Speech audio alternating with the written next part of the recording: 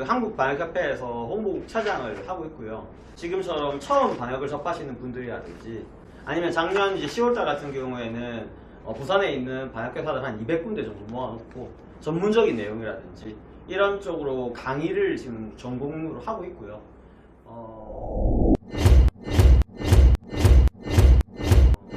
요번 강의에서 제가 가장 핵심이 된 거는 현장에서 실제로 사용할 수 있는 방법들인데 아무래도 전문가용이라기보다는 일반인들이 할 수 있는 방법들 요거에 중점을 좀 두고 설명을 좀 드릴 거예요. 그래서 해충은 사실 종류가 엄청 많아요. 여러 수천 종이에요.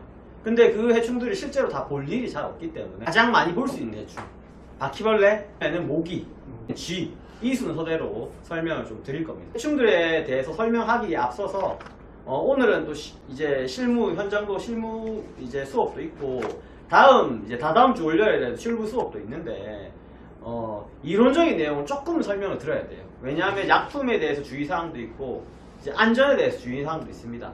이 내용들이 지켜지셔야지. 가장 중요한 게 작업하는 사람이 다치면 안 되니까 또 약품 위험성이 있기 때문에 이 부분에 대해서 조금만 다루고 그 다음에는 해충에 대해서 바로 넘어가도록 하겠습니다. 자, 그리고 첫 번째 강의하고 두 번째 강의는 제가 진행을 할 거고 마지막 G태치 같은 경우에는 여기 있는 저희 그 회사 이정호 본부장님이 좀 설명을 해주실 거예요. 와우. G 같은 경우에는 제가 지금 현장에 안 나간 지가 꽤 됐어요. 사실 한 4, 5년 전에 마지막으로 G를 퇴치하고 지금은 G는 거의 현장에 많이 안 나갔기 때문에 지금도 계속 현장에서 G에 대해서 전문으로 퇴치를 하고 계시는 분이 있어서 저희 본부장님이 G에 대해서는 마지막 강의 때는 설명을 집중적으로 좀 해주실 거예요. 자, 안전에 대해서 설명을 좀 드릴 건데 이거는 사실은 저희처럼 전문약품을 쓰던 아니면 혹은 집에서 약품을 쓰던 거의 다 비슷해요. 거의 다 비슷한데 몇 가지만 설명을 드릴게요. 저희가 쓰는 화학약품들 같은 경우에는 딱 두 가지로 나뉩니다. 바로 경구 독성하고 경피 독성이에요. 그냥 간단하게 설명드리면 경구, 입으로 들어갈 때 해로운 약품, 경피, 피부에만 대어도 해로운 약품. 모든 약품은 다 경구 독성이라고 보면 돼요. 대부분의 약들은 입에 들어가면 해롭습니다. 물론 지금 오늘 저희가 이런 만들 천연약재들 같은 경우에도 에탄올하고 이런 계피 같은 거 들어가는 것들은 사실 입에 들어가도 크게 해는 안 돼요.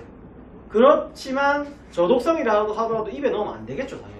그러니까 그냥 모든 약품은 다 경구독성이라고 생각하고 주의하시면 되고, 경피 독성 같은 경우에는 만약에 쓰실 일이 생기면 방독면을 쓰셔야 돼요. 그리고 곡을 써야 됩니다. 그만큼 독성이 엄청 강한 거예요. 실제로 저희 직원들 중에서도 얼굴이 뒤집어지고 그런 사례들도 있어요. 이런 안전주의사항을 잘 안 지켜서. 그래서 제가 시청이나 구청이나 이런 데 강의를 가더라도 가장 먼저 하는 게 사실 이런 안전주의사항이에요. 다른 거는 괜찮은데 만약에 작업을 하시다가 구토 증세가 좀 일어난 것 같다든지 속이 미식하다든지 이러면은 바로 맑은 공기를 마시고 밖으로 나가시고, 밖으로 나가신 상태에서 진정이 안 되시면 병원으로 가셔야 돼요. 방역은 방역 전문가분들이 하는 게 맞지만 이제 아픈 거는 병원에 가야죠, 당연히. 다만 한 가지는 있습니다. 눈이 만약에 따갑다. 손을 절대로 대시면 안 됩니다. 흐르는 물에 눈을 씻어내시고 그 다음에 병원으로 가시면 돼요. 이 부분만 잘 체크해 주시면 돼요. 제가 이제 여러 가지 이런 사례들이 많이 있었는데 대표적인 사례 몇 가지만 여기다가 적어 왔습니다. 직접 이 자료를 제가 좀 만들어 왔는데 2003년도에 있었던 의정부에서 그때 어류들이 집단으로 죽었던 요런 일이 있었고요. 16년도에 이거는 뉴스에서 많이 보셨을 거예요. 가습기 살균제 사건. 네. 예, 맞죠. 이게 이때도 많이 문제가 많이 있었었고, 그리고 17년도에도 그때 이제 계란에 피프로닌이 발견돼가지고 이게 살충제, 계란 살충제라고 뉴스에서 많이 나왔었어요. 이런 것들이 안전주의 사항들이 잘 안 지켜졌기 때문에 이런 일들이 생기는 거예요. 그래서 이런 것들을 잘 생각하셔야 되고, 금지약품들이 사실은 많이 있는데 요 금지약품들을 절대로 쓰시면 안 됩니다. 금지약품들은 제가 일단은 두 가지만 알려드릴게요. DDT라고 해서 고엽제가 있습니다. 예전에 이게 이제 전쟁통에도 많이 썼던 약인데, 예, 맞아요, 맞아요. 6.25 때 많이 썼어요. 예, 맞아요. 그 이후에는 지금도 가리하고 쓰는 사람 몸에도 많이 뿌리는데 지금은 이제 DDT는 금지돼가지고, 아니요, 이제 그때는 이제 뿌리는 약으로 더 많이 썼고, 가루약도 이제 몸에 해로운 게 많아요. 노란 색깔 가루약들은 아직까지도 시중에 유통되어 있는 것들이 있는데 실제로 법적으로 금지됐는데 쓰시는 게 많아요. 이건 그 가루약은 DDT는 아닙니다. 하지만 금지된 약들은 절대로 쓰시면 안 돼요. 그래서 이제 소문 나가지고 잘 죽는다 이래서 사실은 DDT뿐만 아니고 금지된 약품 대부분 잘 죽어요. 이유는 간단합니다. 약품이 독해서 그래요. 근데 벌레도 잘 죽지만 반대로 얘기하면 사람한테 엄청 해롭습니다. 벌레를 죽이려다 사람이 피해가 올 수가 있어요. 그리고 예전에 기억하시겠지만 장롱에다가 나프탈렌 넣어서 많이 썼었어요. 우리나라에는. 그게 엄청 효과가 좋아요. 이 좀약으로서 좀들이 다 도망을 가버립니다. 그 약을 쓰면. 근데 문제는 뭐냐면 좀보다 좀약이 더 해로워요. 아이러니죠 사실. 그 좀약이 2급 발암물질이에요. 그래서 지금은 아예 법적으로 못 쓰게 돼 있습니다. 그래서 지금 이제 뭐 화장실 같은 데 보이는 나프탈렌 조그만 거 이런 거 있잖아요. 그 나프탈렌하고 예전에 썼던 거하고 아예 다른 거라고 보시면 돼요. 그러니까 뭐 포도주스라고 해가지고 다 그 포도 농약이 들어있는 건 아니잖아요. 첨가제가 들어있는 것처럼 많이 바뀌었어요 지금. 그래서 이런 이제 금지된 약품들은 아예 사용을 하시면 안 되겠죠. 그래서 제가 안전주의사항들을 이렇게 정리를 좀 해놨는데 책에 보이면 다 적혀 있으니까 한번 다 읽어보세요. 이건 뭐 도덕 문제 같은 거라 가지고 크게 어렵지 않아요. 살충제가 당연히 사람이든 동물이든 인축한테 다 해로운 거니까 함부로 쓰시면 안 되는 거. 그리고 지금처럼 이런 장비교육, 안전교육을 다 받고 써야 되는 거. 그리고 항상 이제 신체가 깨끗한 상태에서 쓰셔야 되는 거. 그리고 약품 같은 거는 이렇게 항상 뚜껑을 개봉할 때 장갑 같은 거 끼고 하시는 거. 그래야지 이게 안 묻을 거 아니에요 손에. 이런 것들을 주의하라고 하는 거예요. 가장 기본적인 거긴 한데 잘 안 지켜요. 맞죠? 특히 처음에 잘 안 지키는 게 아니고 처음에 이렇게 배운 분들은 처음엔 잘 지켜요. 근데 이게 한 1년, 2년 지나면은 아 이제 나 잘하는데 이런 마음이 들면 그때 실수를 많이 합니다. 방역을 배우시는 분들도 완전 초보들이 실수하는 경우 별로 없어요. 왜냐하면 잘 모르니까. 근데 일정 이상 시간이 지나가지고 이제 조금 안다 싶으면 그때 오히려 실수를 더 많이 하십니다. 그때 사실 장갑도 안 끼고 하고 작업 나가시는 분들도 마스크도 안 끼고 하고 막 이렇게 예 맞죠. 그 냄새 맡다가 호흡에 문제가 생기면 병원에 가고 그런 문제들이 생기니까. 그리고 희석 배수나 이런 것들은 약품 뒤에 보면 다 적혀 있어요. 250대 1, 300대 1. 그 배수들은 잘 지켜주셔야 돼요. 눈대중을 대충 붓고 이렇게 하면 그걸로는 절대로 제대로 대처할 수가 없고 안전사항에 문제가 있습니다. 그래서 이거를 잘 지켜주셔야 됩니다. 자, 그리고 장비 주의사항에 대해 설명을 드릴 건데 실질적으로 여기서 나오는 장비들은 거의 다 방역 전문가용이라서 실제로 쓰실 일들은 잘 없을 거예요. 한 요 정도만 그냥 설명을 해드릴게요. 장갑이 있는데 장갑을 쓰시려면 뒤쪽면은 상관이 없어요. 뒤쪽면은 상관이 없는데 요 앞면은 합성 고무로 된 걸 쓰시는 게 좋습니다. 아 빨간 것도 이 검은 색깔이 훨씬 좋아요. 이게 보통 합성 고무로 되어 있는 제품들인데 다이소가 됐던 많이 팝니다. 왜 그러냐면 여기는 약품이 잘 못 들어와요. 이런 장갑에는. 근데 문제는 뭐 목장갑이라든지 특히 뭐 이런 라텍스 장갑이라든지 이런 것들은 특히 면장갑은 제일 심하겠죠. 흡수가 됩니다, 약품이. 그럼 손에다 묻으면 당연히 피해가 올 수 있는 거예요. 그래서 그런 부분들을 정확하게 주의를 좀 해주셔야 됩니다. 고무장갑은 어떻습니까? 고무장갑도 물론 아까 말했던 장갑들보다는 나은데 그것보다도 이런 합성 고무들이 훨씬 더 나아요. 그래서 합성 고무를 쓰시는 게 좋습니다. 찌는 장갑 딱 있는 게 있죠. 그런 것도 안 돼요. 수술도 라텍스 장갑하고 비슷해요. 그런 것들도 물론 이제 아까 말한 면장갑이나 이런 것보다는 낫지만 그런 것들도 수술 같은 장갑 같은 장갑은 구멍도 잘 나거든요. 그래서 그런 위험성이 있어가지고 되도록이면 요런 제가 아까 전에 장갑 보여드렸던 것들 이제 네오프렌이라고 보통 하는데 요런 성분으로 되어 있는 장갑을 쓰시는 게 제일 좋습니다. 자, 그리고 장비에 대해서는 사실은 전문 장비에 대해서는 제가 이제 주의사항은 책에다 넣어놓긴 했어요. 혹시라도 이런 장비를 쓰시게 되면 저한테 교육을 받으시는 분들 중에서 이제 자율방역단 분들도 많아요. 부산시에서 하시는 분들. 이렇게 보시면 그 차를 들고 다니면서 연기 뿌리고 다니는 거 보신 적 있으시죠? 쫙 하시는 그분들이 저한테 교육받고 하시는 분들 많아요. 부산시에서는. 그런 거에 대해서도 주의사항을 많이 알려드려요. 그분들이 이제 가장 중점적으로 하는 거 뭐냐면 이 모기 같은 것들. 부산시에 있는 모기들 퇴치를 많이 하려고. 그러다 보니까 이런 가열연막계 같은 걸 사용하게 되면 주의사항이 많습니다. 아무래도 사람들이 출입하기가 좀 힘든 하수구나 지하공간, 풀숲, 쓰레기 이런 데 있는 데서 작업하다 보니까 거기서 안전에 대해서 신경을 많이 쓰셔야 돼요. 그리고 가솔린 같은 이런 것들을 같이 쓰니까 위험성이 있어요. 항상 딱 비율을 잘 지켜줘야 되고 이게 열 손실이 있어서 사실 생각보다 효과가 그렇게 뛰어나진 않아요. 한 400도에서 한 600도 정도 돼야 되니까 열이 엄청 높죠. 열이 가열이 돼가지고 확 나가는 거라서 그럼 약품의 효과가 좀 떨어지거든요. 하지만 그래도 이런 작업을 하시게 되면 만약에 요 주의사항들하고 다 제가 적어놨으니까 한번 보시고 하시면 좋습니다. 이런 장비들은 여러 가지가 있는데 저희가 가장 이제 많이 쓸 장비들은 아무래도 여기 지금 보이는 수동식 분무기하고 이런 것들을 제일 많이 씁니다. 이게 직접적으로 지금 여기 제가 장비를 오늘 가지고 왔는데 나중에 실제로 이걸로 체험을 직접 해보실 거예요.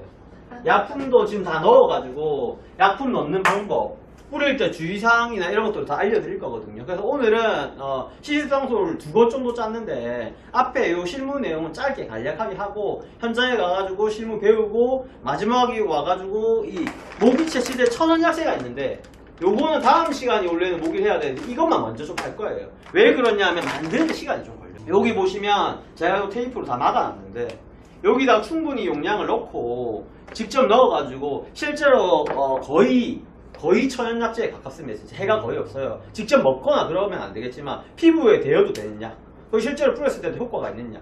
당연히 엄청 독한 이런 모기 퇴치제들보다는 효과가 좀 떨어집니다, 사실. 근데 이게 좋은 점이 뭐가 있냐면 아이 있는 집들, 임산부 있는 집들, 환자 있는 집들, 애완동물 키우는 집들 아무 상관없이 다 써도 됩니다. 식물이 있는 집들. 그러니까 엄청 또 그런 부분에서 효용성이 있기 때문에 요거를 만들어 가지고 여기 보시면 지금 요 공병을 저희가 다 준비를 해왔거든요.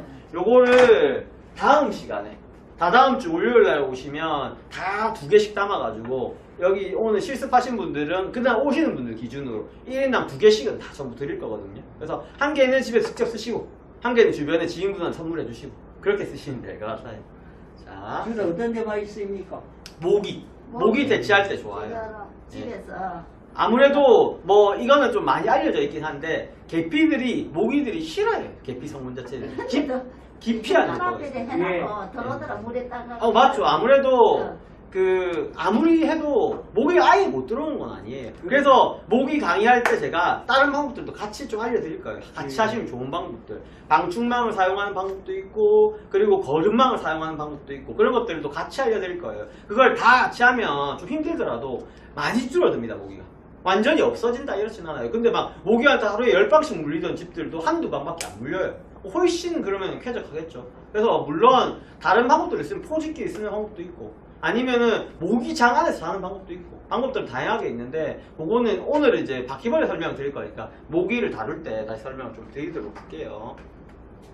자, 나머지 요 내용들은 한번 읽어보시고 오늘은 시간 관계상 해충에 대해서 해충 방제 작업으로 일단 바로 넘어가겠습니다. 자, 작업은 보통 한 3가지 정도 있다고 보시면 됩니다. 어떤 작업이 있냐면 첫 번째로는 이제 도포 작업이에요. 자, 나중에 실습을 할 때 직접 해보실 건데 여기 총이 있습니다. 총에다가 이거를 직접 이렇게 꽂아가지고 그러면은 이 작업에 보는 영상처럼 이렇게 총으로 이렇게 쏠 수 있어요. 여기 보시면 여기 나와 있는 분이 이분입니다.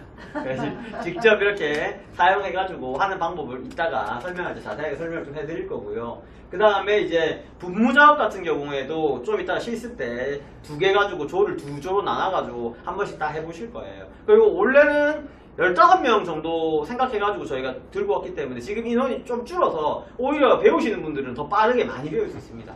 그리고 한 가지 제가 조금 설명을 드리면 제가 인원이 많은 강의는 뭐 600명 이렇게 해도 제가 강의를 하거든요. 그런 데서는 질문을 할 수가 없어요. 딱 정해져 있는 그 안에서 이제 강의를 진행해야 되는데 오늘처럼 인원이 조금 적을 때는 오히려 더 좋습니다. 중간에 말하고 있는 중간에도 괜찮으니까 손 들고 제가 얘기를 하면 질문을 하세요. 그 질문하신 거는 전부 다 도움이 많이 되실 거예요. 실제로 평소에 해충에 대해서 궁금했던 부분, 약품에 대해서 궁금했던 부분, 이런 부분을 바로바로 물어보시면 됩니다. 그게 다 이제 배워가는 거예요. 실질적으로 이번 클래스에서는 목표 자체가 실제로 우리 집에서 사용할 수 있는 방법, 이게 가장 중요한 거기 때문에 우리 집에 모기가 좀 있으면 모기를 좀 줄이면 되고, 바퀴벌레가 만약 한두 마리라도 봤으면 바퀴벌레 안 나오게 하면 되고, 쥐가 있으면 큰일 나거든요, 잘못하면. 그러면 직접 퇴치를 해보고 안 되면 전문가를 불러도 되니까 이런 방법들을 제가 좀 설명을 또 해드릴게요. 자, 그리고 도포 작업 말고는 분무 작업이 있는데 분무 작업도 나중에 두 가지로 나뉘는데 사실 직접 분무는 하실 일이 거의 없을 거예요. 거미 같은 해충들은 거미 줄을 치기 때문에 거미한테 직접적으로 쏘아야 돼요, 약을. 일자로 쫙 나가게 해가지고. 그래서 사실 그건 해보실 일이 없을 것 같고, 간접 분무는 오늘 가면 배우실 건데, 이렇게 퍼지게 해가지고, 이렇게 구석진 데나 공간 같은 데 뿌릴 거예요. 한 가지만 좀 주의하시면 됩니다. 문 입구 열고 닫고 이런 데 뿌리면 안 돼요. 사람이 밟아가지고 잘못하면 미끄러질 수 있기 때문에. 그런 것만 주의하시면 됩니다. 그리고 공간 살포 같은 경우에도 전문성을 좀 요하기 때문에 직접 하시지는 않겠지만 저런 것도 있다는 걸 알아놓으세요. 진짜 독한 데들은 방독면 쓰고 뿌리면서 이렇게 작업해야 되거든요. 그래서 이렇게 세 가지가 있다고 생각하시면 되고, 바이러스도 마찬가지입니다. 바이러스도 똑같이 세 가지가 있는데 아까 전에 이렇게 짜는 작업 대신에 닦는 작업으로 대체된다. 이렇게 생각하시면 되고, 그리고 이 뿌리는 거는 이제 이런 식물성 이런 제품들, 곡물 알코올제 이런 걸로 거의 뿌려야 돼요. 그래야지 몸이 안 해로워요. 예전에는 코로나 때도 뿌리는 게 허용이 됐는데 코로나 때도 제가 걱정을 많이 했어요. 왜냐하면 TV 같은 데도 보면 전문가라고 하는 사람이 투표소 같은 데서 사람들 투표하고 있는데 가서 막 뿌리고 하더라고요. 그러면 안 됩니다. 사실. 아무리 살균소독제라고 하더라도 호흡에 들어가면 폐 전망에 손상이 올 우려가 있어요. 물론 짧은 시간만 나갔다 오면 괜찮아요. 이런 것들은 한 10분에서 20분 정도, 넉넉 잡아서 20분 나갔다 오시면 문제가 안 되는데 있는 데서 작업해버리니까. 그래서 문제가 돼가지고 지금은 법적으로 금지가 됐습니다. 이제 염화행 같은 것들, 이제 코로나 도도 같은 거는 살포 작업 이제 못합니다. 그래서 그런 것들도 알고 있으시면 돼요. 혹시나 바이러스가 지금 거의 10년 주기로 계속 오고 있거든요.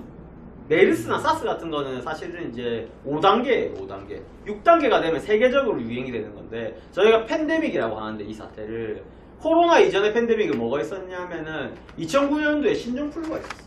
2009년도, 2019년도. 그럼 29년도 되면 또 생길 수도 있다는 얘기거든요. 안 생기면 좋겠지만 만약에 생기시면 이런 거를 지금까지 경험을 바탕으로 대비를 잘 하셔야 돼요. 위험합니다, 정말. 그래서 그런 부분도 설명을 좀 드릴게요. 구독, 좋아요는 사랑입니다.